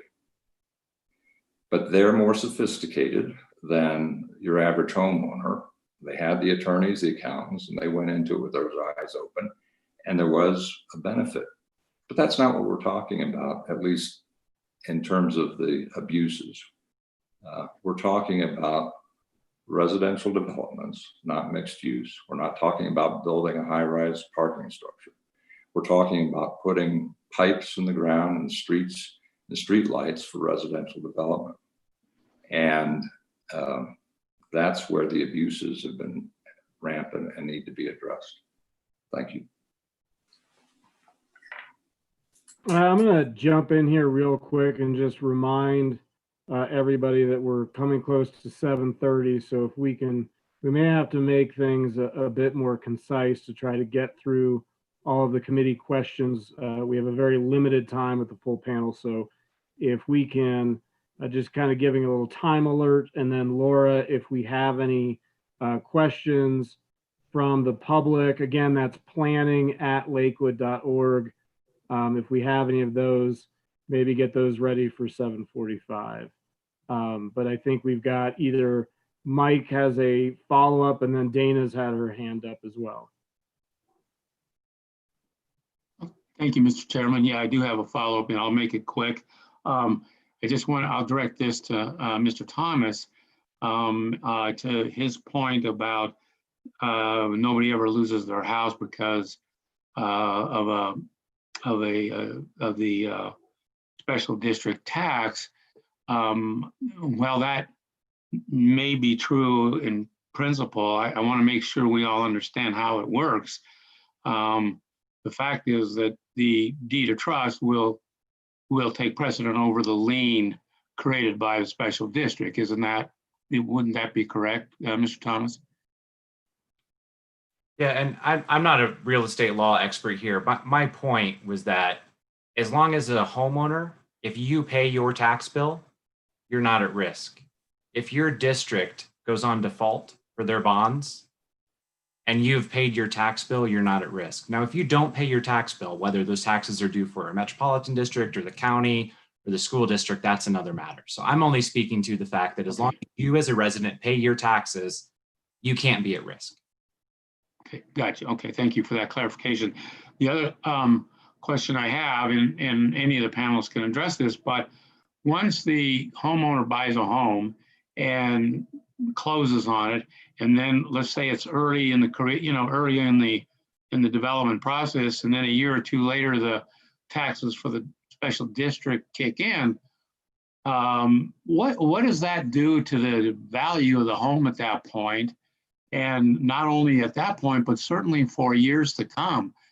Because what I have seen in the past is that the value of the home drops substantially once those mill levies kick in. And oftentimes it takes a number of years for the homeowner's value of his home, his or her home, to come back to what they paid for it at the beginning. They're underwater for some time. And a lot of it has to do with the tax burden created by the district. Do you want to comment on that? Any of you on that? Looks like Megan has her hand raised. I think that until the mill levies get really high, you don't see the districts suffering in terms of price. And that goes to reflect the fact that homeowners do not know that these taxes are going to hit them. And so they're not calculating it into their financial decisions, which goes back to the point that this is not contributing to a lower price of the home, right? Those homes are being sold for what the market will bear at that time. And because so few homeowners are aware of the different impacts that taxes can have, they are not calculating that into their financial decisions. And so you are not seeing these mill levies affect the prices of homes like you would expect to, because homeowners don't know, so they can't calculate it into their financial decisions. We knew when we purchased our home, because I'm a reporter and had been covering these, that we could afford much more house outside of a metropolitan district, right? We're in the city of Denver, we pay 76 mils, something like that. And so our, mortgage is, $200 a month for property taxes in that escrow account. Well, we looked at houses that were the same price range, and the mortgage payment would have been another, $400 more expensive because of the metropolitan district. And we calculated that into our financial decision, but until we get disclosure of these mill levies on MLS, homeowners aren't calculating it in. And once they start to, I think you will start to see prices being driven down in metropolitan districts with the highest tax mill levies. So homeowners are savvy, and they will say, I can buy that same house over here and it'll be, $400 less a month in tax in my escrow payment, and it doesn't have the fees or the HOA. It just is, once homeowners know, then you will start seeing that. Anybody else on that? I appreciate that. Okay, I'm done then. That's all the questions I have. Thank you. Counselor Gutwein? Thank you. I'll be brief. Quick comment is that I think that the challenges and cases of abuse are well documented, and I think we all understand them, and that I personally believe that we do need to make changes. I like all of the recommendations that Megan has made. I also am a huge proponent for affordable housing, transit-oriented development, all of that stuff. We had a great project that this council approved that involved a metro district. So, I think that there are cases and there are bad actors, there are good actors. My questions are, One issue we haven't talked about is the election. Actually, I'm going to start with a different question.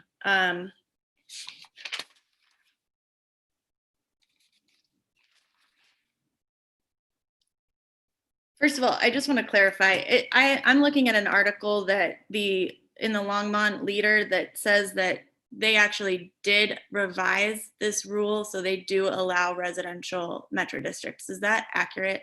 Just a simple yes or no, please.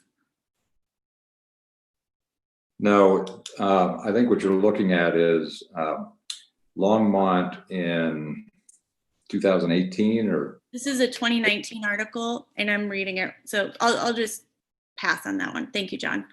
Well, no, I can answer. I'll just research it on my own because we only have 25 more minutes and thank you. They at one time allowed, for 1 year in 2019, they allowed special districts, and then they reversed themselves after the articles came out and they had further hearings. Thank you. Okay. One of the challenges that we have heard a lot about is about the election process and either not having elections or homeowners being unaware of election. Any suggestions on how to improve the election process itself? Looks like Tom. Yeah, I appreciate the question, Member Goodwin. In fact, your memo from Mr. Hutchison has this recommendation in it. And in our most recent service plan we had in front of you, this came out of dialogue we had in a couple of our long evenings together on that service plan. And that was, I think the issue, while true, what Kyle said, in a lot of districts, they have a hard time finding a full slate of board members. If you just don't have homeowners that are interested to serve, that does happen.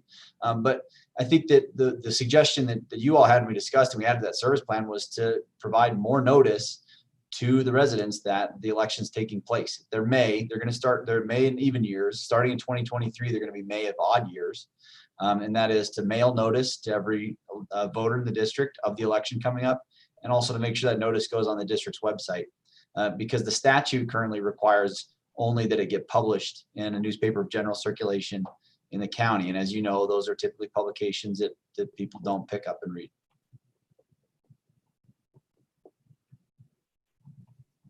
And John? You need to unmute yourself. Thank you. I'm sorry. Yeah, I think that's a great idea, direct communication. And I suggested also putting it in the disclosure that they get when they buy the house or when they first shop for the house, putting it on record that they have a right to serve on the board as soon as they have a contract on the house. Thank you. Next question is, I understand the transit-oriented development argument, mixed use. Are there other cases that really require, like as Megan mentioned, this but-for analysis? What are some other examples that would be impossible without a metro district? It looks like Kyle has his hand raised. Yeah, I think Mr. George spoke to this a little bit earlier, and it comes down to amenities. So in community planning, if you want to deliver a very basic community that has streets and sewer lines and water lines and curb and gutter, and that's all that's provided, then that's one thing. If you want, I think most homeowners today, they want more amenities. They want more parks. They want play structures. Maybe they want a community center. Maybe they want a pool. And if you're going to ask a developer, a land developer or a home builder to put in many of these extra amenities, using the tool of a metropolitan district can be a great way to deliver some of those amenities that most likely would not fit into their financial plan if they were going to develop the community without metropolitan district. So I think it's really, what do you envision your community looking like, and what sort of amenities do you want to offer, and how are you going to fund those, and what tools are available? And John? Oh, I think you Oh, had, sorry. Yeah. Sorry. Yeah, I just share with you my own experience. I lived in Northern Virginia, expensive community to live in, Fairfax County. We had 3 swimming pools, recreation center, more, probably by 3 or 4 times amenities that we have here in Solterra. No special districts. Does funded. that count? Does that city have Tabor or the Taxpayer Bill of Rights? I'm guessing no, because I'm pretty sure we're the only ones in the country that do. So I appreciate the examples from other states. However, they're under such different circumstances that it's not very helpful to me, but thank you. Well, let me explain. Tabor, I think what you're referring to is the limit of the. I'm aware of what Tabor is. Very good. Thank The you. limit of cities to pay for infrastructure without permission from the residents. What I was about to say was that those amenities in Northern Virginia were paid for through the cost of the lot. They built that into the Right, cost. but we as a city and as a state have a limited budget for transportation, which we already do not have enough money to maintain our current infrastructure. So, That's- but With thank all you. due respect, that's apples and oranges. Right, that's what I'm You're saying. talking It's about apples to funding oranges. city You're making an improvements, apples to oranges. public improvements, not improvements to a community, to the development. All I'm saying is amenities is not a reason to do a special district. Those can be funded and have been funded more efficiently through the traditional mechanism of financing. Thank you for your opinion, John. No, that's fact. Okay. My final question is, Megan, I've really appreciated all of your insights and recommendations that are also legal. And do you have any other ideas that are not necessarily from the board itself, but to close loopholes, to address additional concerns that we should be aware of? So the other big thing that I think most people aren't aware of are transfer fees and other fees that are assessed at the time a house is sold. So homeowners don't know this is going to hit them until they sell their house. There were some limits put on transfer fees, and now I've noticed some districts are calling them other things than transfer fees. And I think that closing that is important because there's it doesn't seem to be a real clear need for it. If you've got your tax base and you're generating revenue that way to pay off the bonds, it's just a much more transparent way to do it. I think to have people not be hit with this, 1% fee at closing when they're selling their house. Thank you. That's all I have. Thank you. So we only have 2 questions from the public. It's from the same person. Do you want me to read that now? Yeah, let's go ahead and do that because I want to get the public comment in now while we're still ahead of 7:45. All right, so the public comment is from JD LaLue Jr. And he said, understanding that full disclosure might deter potential homeowners from purchasing a home within a metro district, can someone please explain why a metro/special district is more valuable to homeowners and not to builders?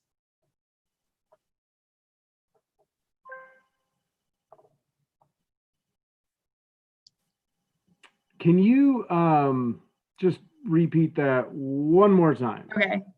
All right. Do you want me to share it? Well, I'll just read it one more time. Sure. Understanding that full disclosure might deter potential homeowners from purchasing a home within a metro district, can someone please explain why a metro or special district is more valuable to homeowners and not to builders? Looks like Tom.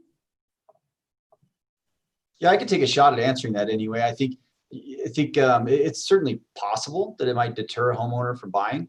I think in my experience, working with builders, developers and home builders, that they disclose that to the seller when they're buying it's part of the same conversation of why buy in this neighborhood, why buy in this development. So it goes into the conversation perhaps of the amenities and things. And I think it's valuable to the builder, and then I would say it's also valuable to the homeowner. And I guess the question is, why is it more valuable to the homeowner? And I think to answer that, you kind of have to look at the long-term picture. So if you have a community, for example, that has, and we're talking about enhanced improvements, there's also sometimes challenges with certain developments, particularly here in Jefferson County, where we all are. Stormwater is a great example. We have stormwater issues, and stormwater improvements are expensive, and they take long-term ownership and maintenance of it. The county's not going to do it. The city doesn't want to do it. Someone's got to own it, insure it, and maintain it. So if the homeowners, they have then the control over that, or the parks, or the landscaping, or the trails, the homeowners can serve that board. On that board, they control their own amenities. There's snow removal contracts, their landscaping contract, the maintenance of those improvements that serve their development itself or their neighborhood.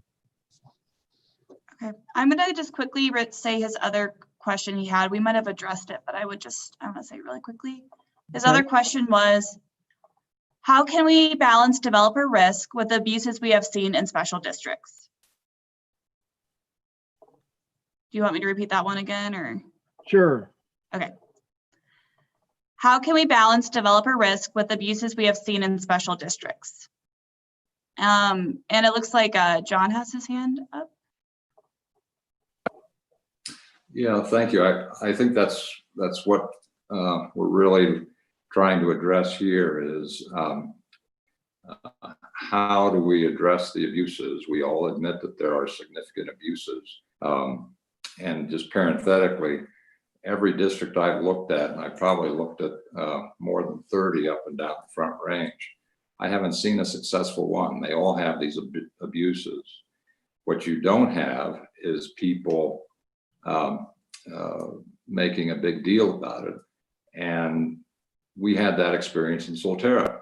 When I first started raising the issue, I was told by one of the leaders in the community who was a resident, he patted me on the head and he said, "Don't rock the boat." I think folks are embarrassed once they figure out what happened. They're embarrassed that they're being charged for all these expenses, and they're stuck with this big bill. And folks selling their homes aren't going to be real aggressive in calling attention to the fact that there's, as Megan says, there's a higher burden in the metro district. So I think the reason some folks conclude that they're success stories, it's simply because they haven't been vocal. They're suffering just like everybody else is, but they just don't talk about it. But in terms of balancing the risk and the abuses, I come back to the bottom line.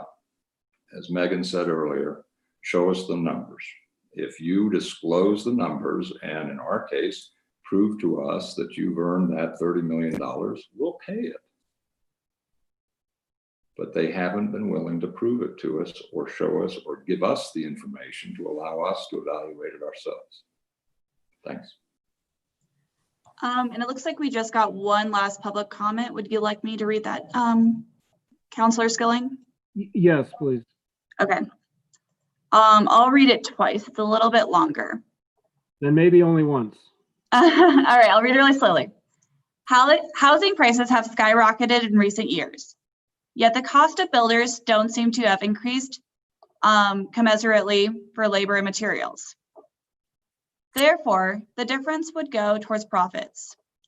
Why can't that differential be applied towards infrastructure cost instead of it all going to the builders' pockets? Would you like me to read that again? Sure. While our panelists are formulating their answers in their heads, read it again. All right.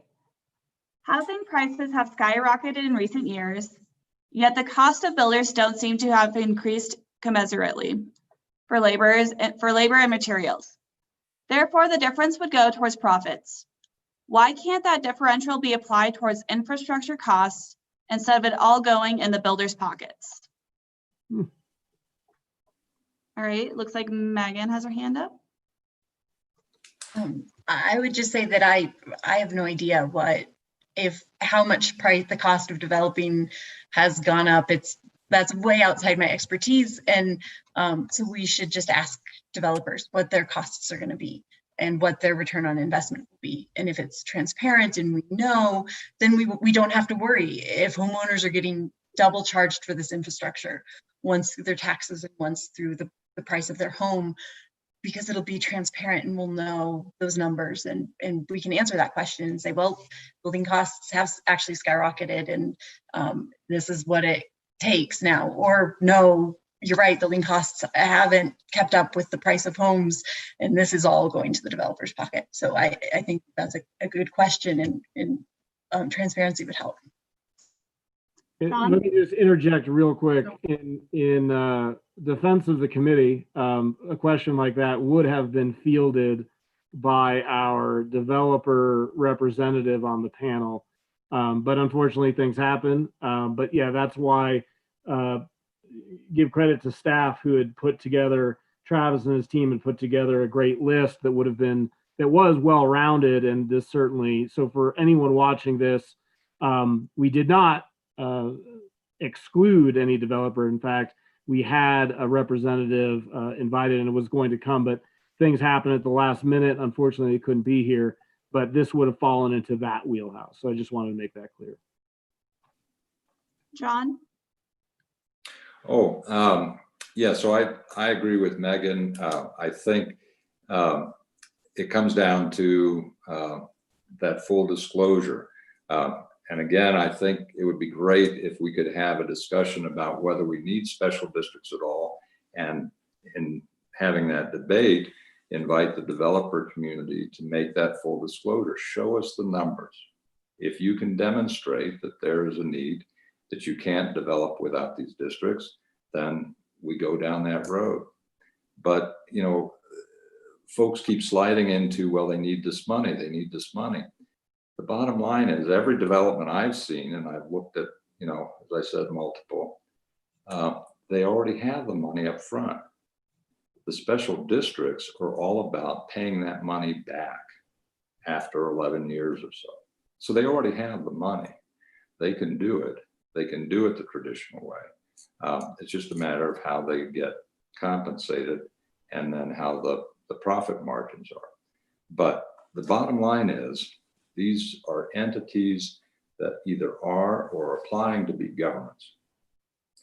If you're spending money on real estate, if you're spending money to develop, you have to disclose every penny of that transaction and that process. The same standard applies to these governments or potential governments and special districts. So we should not be shy about requiring them to make full disclosure on all of the finances related to these transactions. Thank you. And that's all the questions we received from the public. So let me just jump in real quick. I've certainly been listening to all the questions and the comments by the panel and the back and forth and been taking notes.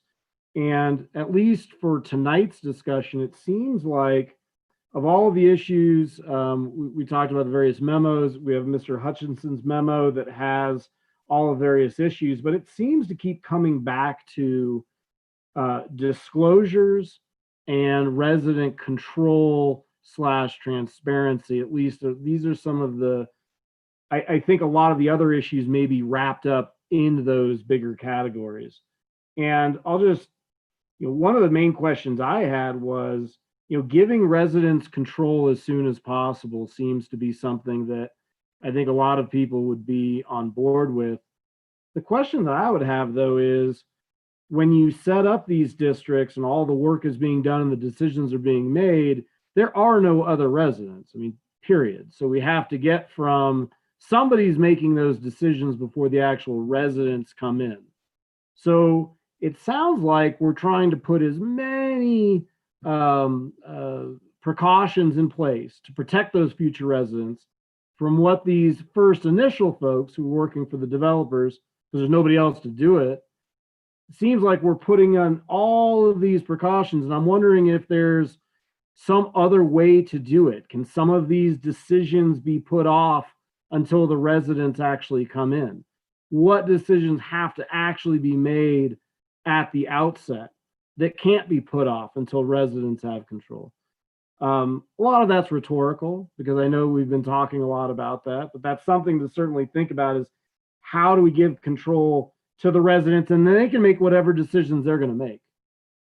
And then secondarily to that, I think we all recall after the housing crash, there were a lot of rules that were put in place. There was a lot of new truth in lending disclosures that came about as part of closings that didn't exist before.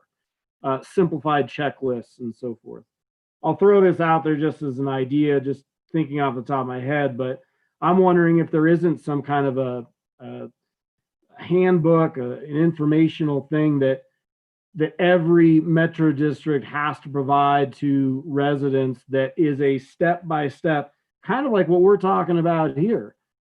Step one, just so you know, developers controlling out of necessity the metro district right now. Here's when the first election will be. Real simple stuff, language-wise. None of this, you know, page after page of legalese. Next page talks about what the tax looks like. Just so you're aware, this is what it's going to be. It's going to hit you pretty hard if you weren't expecting it. And I don't know, just thinking off the top of my head, if you made it really simple, all these issues that we're all talking about, that we're struggling with, if we put that forward and say, hey, you've chosen to live here or to buy this house, maybe you have to be given that pamphlet or handbook a week before closing. I don't know. Just food for thought. Again, there wasn't really a real distinct question in there. I just, from everything that I was hearing tonight from Councilor Abel to Councilor Bita, Councilor Gutwein, and then the panel, it seems like it's a lot about just ensuring disclosures. And as soon as those residents have control of that board, well, okay, then they can do what the residents are going to do. But what we're trying to do is protect our residents against any unscrupulous developers, any, you know, everyone on this panel, I think, has mentioned, yes, there are bad examples. So our job is to protect residents from falling into something that they didn't know they were getting themselves into. But with that, those are just my quick comments. I mean, that's for another day. A lot of that was rhetorical. But if anyone else from council has any other questions for the panel, I think we should shoot them their way.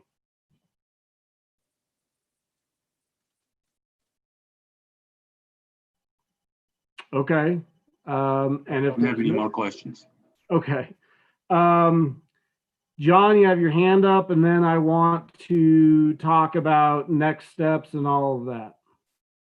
Yeah, and I didn't know if you were inviting comment, Dave, but I think you're absolutely right. I mean, when you look at the history of metro districts, it wasn't really until the 80s that we saw what's going on now. In most instances, you had a community of people who were already there. You already had residents, and they wanted to band together and fund to build a dam or build a sewer plant or whatever it was. But the people were already there. What stood out to me when I started researching this was, why are they creating these special districts before the people come? Because it's not until the people come that the money comes. All they're doing by creating the special districts before the residents come is basically boxing them into the corner that they can't get out of. So one, and I think it's a great opportunity for further discussion, but let's say everything's above board and it's going to cost whatever millions of dollars to pay or reimburse for the infrastructure, and it wasn't reimbursed in the cost of the lots. So you give the residents, when they arrive, you give them the choice. You can either fund it through this mechanism, more traditional way, or you can fund it through a metro district, and you can create a metro district to pay off that debt. But we have quite a few steps to travel before we get to that point. But I think it's a great idea, because then you give the power to the folks who are actually being taxed and who are going to share this burden to decide for themselves how they're going to pay for this. Thanks.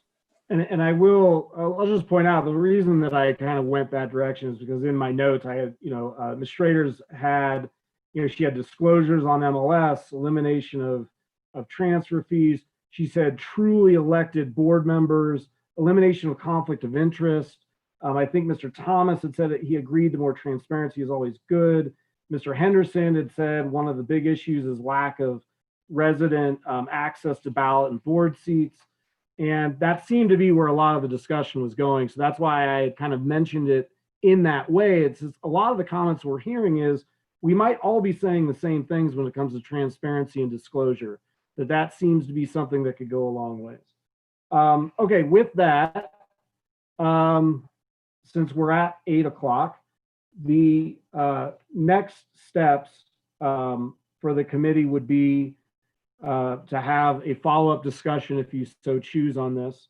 Before we go to that, let me just thank on behalf of City Council and behalf of all the committee members, thank you to all of our panel members, to Megan, to Tom, to Kyle, to John, for coming tonight and sharing this discussion with us. I think it's always helpful, and hopefully you're open to us sending you additional questions, whether that's by email, if we have some follow-up things that we think about. I'll certainly be watching the tape again, but I just wanted to thank you all for coming in, especially in this sort of unique setting. But thank you very much for coming in. So we do appreciate it. Thank you.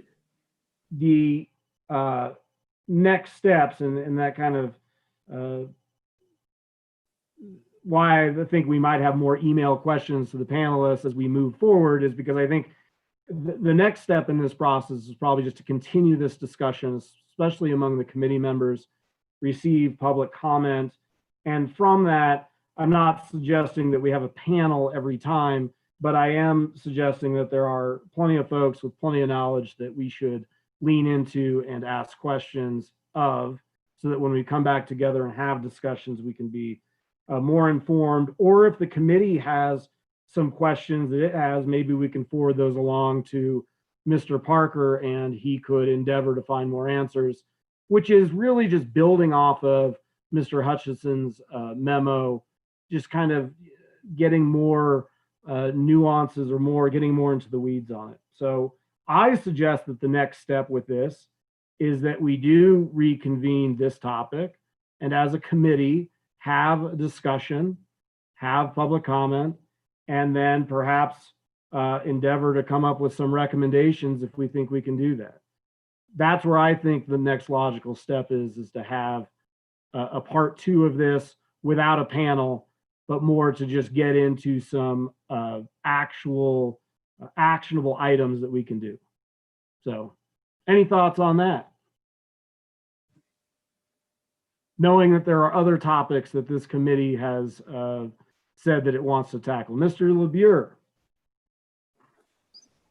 Thanks, Dave.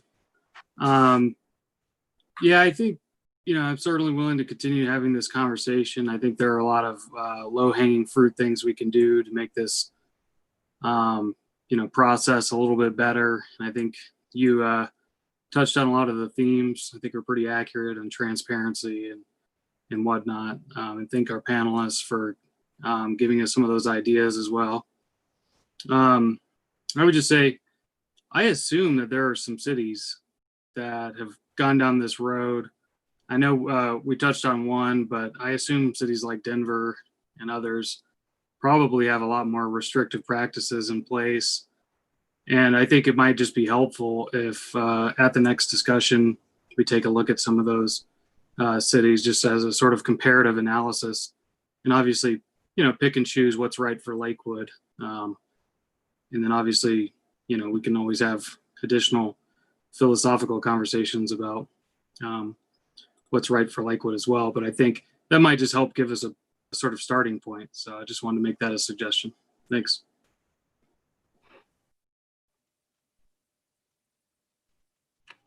Does anybody, so let me just state it this way. Is everybody good with continuing this discussion among the committee We've got Mr. Hutchinson's memo as far as issues. Is everybody okay with our next meeting being the part 2 of this? Again, understanding that there are other topics that this committee has proposed to discuss. So I guess we would be saying we would do part 2 of this. That would probably be the end of this committee, 2 meetings on this topic. Then it would, just so the public's aware, typically this committee has had these types of discussions. It then votes on certain recommendations. Those then go up to the full body as part of a study session or as part of a meeting. So it's not as if we're making final determinations. What we're trying to do is, this is our opportunity to really get in the weeds, to have the public weigh in, to have folks come in and talk to us, where this really isn't possible in a lot of our bigger meetings. So with all of that said, are we good with just doing this part 2 as our next topic? We'll do metro districts, special districts again, and see if we can endeavor to find some recommendations. Is everybody good with that? And I have Dana and Mike. Yes, I'm good with that. I think it's important for us to have some direction as to what we want to accomplish at our next meeting. That's all. Okay. I agree with Councilor Bida. I think we should absolutely follow up on this. I think it might be helpful if we started with a list of some of the recommendations that were made tonight, and or if council can continue to submit recommendations so that we can, get some of that groundwork done ahead of the meeting, and spend some of the time kind of going through those recommendations and what may be a good fit for Lakewood. I also just want to thank all of the panelists very much for your time and insight and expertise to this conversation. Thank you. So let me, again, with Mr. Hutchinson's memo, one of the great things about it, and again, is a good memo, it does list out the issues. There are recommendations the staff has made, but that doesn't mean that we need to either follow those or discuss those or can't add many more to those. I think we need to use that at least as a roadmap, because if nothing else, it is great in identifying the issues. The ones that I had talked about, as far as, and what the panel tonight had really focused on, disclosures and resident control and elections, are all in that memo. Now, if there are additional recommendations that we want to bring, absolutely, that's what we're here to do. But let's use that as far as teeing up what the discussion would be. I would suggest, if nothing else, we're using that memorandum as a roadmap, and we know what staff has recommended, and we can take the knowledge we heard from the panel tonight, and then in further discussions, we can either build on those existing recommendations, make separate ones, whatever you guys want to do. But I think that's our roadmap. I think that's the way it's been set forward, and I think a very practical way. So let's just do that, I would say. Mr. Abel? I think we can use tonight's meeting for a template. I would like to see that list well in advance of the next meeting, so we can make sure that it is as complete as possible, and perhaps even add other suggestions to it before it comes to us the night of that meeting.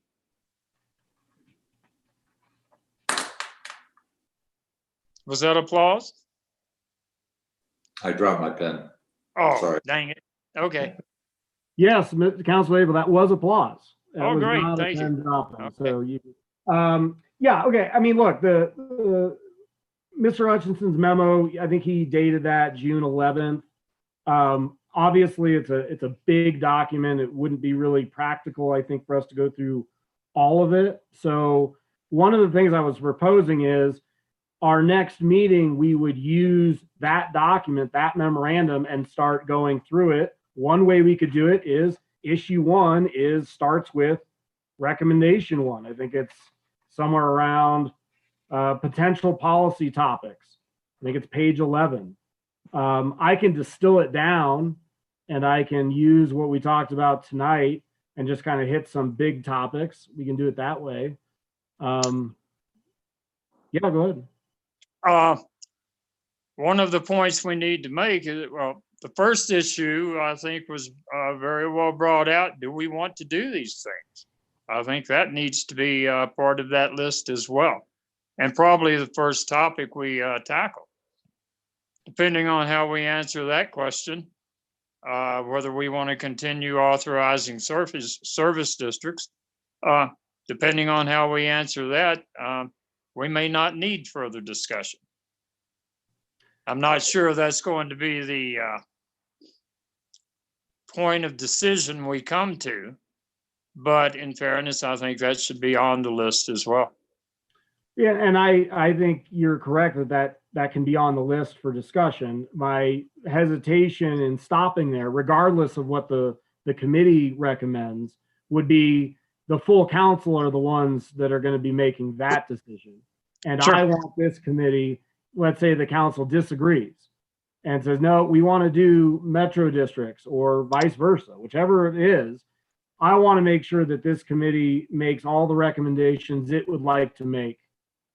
And I just don't know how council would go with that threshold question. But with that said, I think that is something worthy of discussion that we can add to the roadmap. Thank you.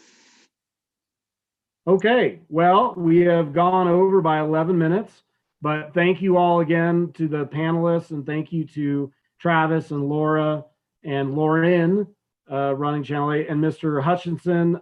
Next time, please do not take all the oxygen out of the room and keep your answers a little bit more brief. That's my warning right now. But thank you, Mr. Hutchinson, for hanging out with us. And thank you to the public for checking in and listening to us. And with that, I will motion to adjourn the meeting. Do we need to approve the minutes from the last meeting?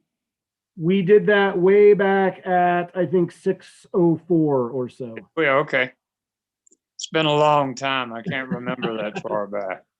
Okay, folks, well, we are adjourned, so thank you all. Thank you all.